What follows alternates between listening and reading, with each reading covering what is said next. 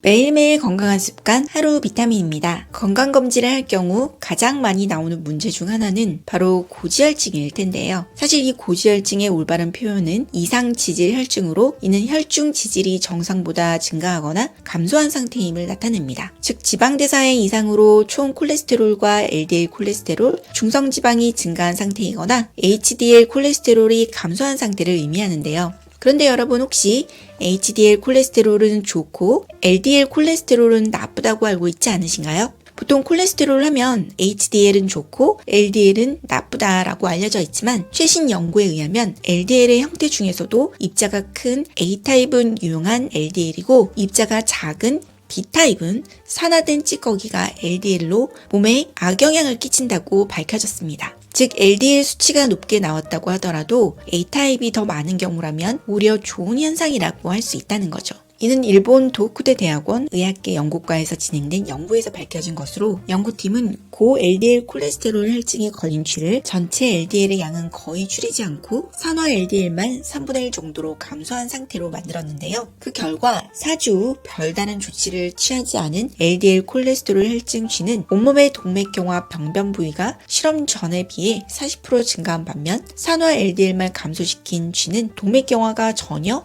악화되지 않았으며 동맥경화 촉진 물질인 과산화지질 등 혈중 농도도 감소한 것으로 나타났다고 합니다. 자, 그럼 이렇게 높게 나온 고혈압, 고혈당, 고콜레스테롤을 어떻게 하면 낮출 수 있고 어떤 것을 피해야 할까요? 놀랍게도 삼고지라는 채소, 단백질 음식, 탄수화물 요리순으로 먹기만 해도 증상이 완화가 된다고 합니다. 어떻게 이게 가능할까요? 우선 식사순서혁명이라는 책을 저술한 가지야마 시주오 박사의 실험 내용을 알아보겠습니다. 시주오 박사는 8년간 1000명의 환자를 대상으로 채소를 먼저, 그 다음 단백질 반찬, 마지막으로 밥을 조금만 먹는 순서로 식사는 30분 넘게 천천히 식사하도록 지시했는데요. 그 결과 혈압, 혈당, 콜레스테롤이 큰 폭으로 떨어지게 되었다고 합니다. 또 일부 환자를 대상으로 채소 다음으로 밥을 먹었을 경우와 밥 다음 채소를 먹었을 경우도 관찰을 한 결과 채소 다음 밥을 순서로 먹었을 때보다 혈당치 상승이 완만한 것으로 나타났다고 합니다. 이는 채소를 먼저 먹으면 인슐린 분비가 줄어들기 때문으로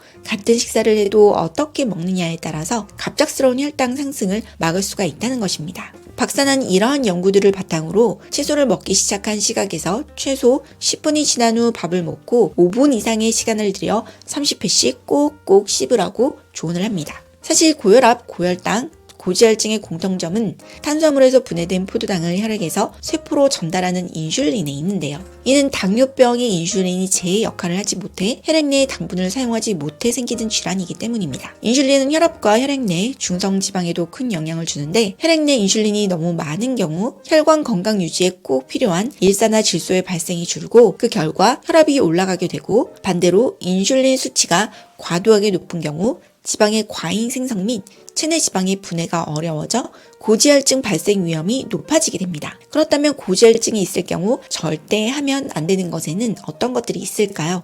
먼저 간 건강에 주의를 하셔야 합니다. 간은 체내 콜레스테롤을 합성하고 담즙을 생성해 지방을 분해하고 배출하는 중요한 역할을 하는 장기이기 때문에 간이 피로해지고 기능이 떨어질 경우 고지혈증의 위험이 높아지게 되기 때문입니다. 이를 위해서는 당연히 술을 멀리 하셔야 하고요. 체내에서 자연적으로 합성할 수 없는 비타민C를 섭취해주는 것이 중요합니다. 비타민C의 경우 음식 섭취만으로는 충분하지 않기 때문에 따로 영양제 등을 통해서 챙겨 드시는 것이 좋습니다. 밀크시슬은 독소 배출을 촉진하고 담즙 생성을 촉진하고 간 기능을 향상시키는 것으로 알려져 있기 때문에 밀크시슬을 섭취하는 것도 도움이 될 수 있습니다. 다음으로는 고탄수화물 식사를 피하셔야 하는데요. 우리가 섭취한 탄수화물은 포도당으로 분해되어 에너지원으로 쓰이게 되는데 이 중 남은 것은 간과 근육에 글리코겐으로 저장하게 됩니다. 그 이후에 포도당이 남을 경우 중성지방으로 저장이 되기 때문에 고지혈증이 있으신 경우 밥이나 떡, 빵이나 면과 같은 탄수화물 식품을 줄이고 저탄식을 해주셔야 합니다.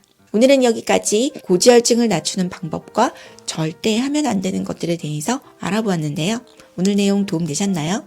구독과 좋아요, 알림 설정 잊지 마시고 지금 바로 꼭꼭 눌러주시고요. 오늘 내용이 유익하셨다면 이 영상을 주위 분들에게도 널리 공유해주세요. 그럼 저는 다음 시간에 더 알차고 재밌는 내용으로 여러분들과 만나 뵙겠습니다. 시청 감사합니다.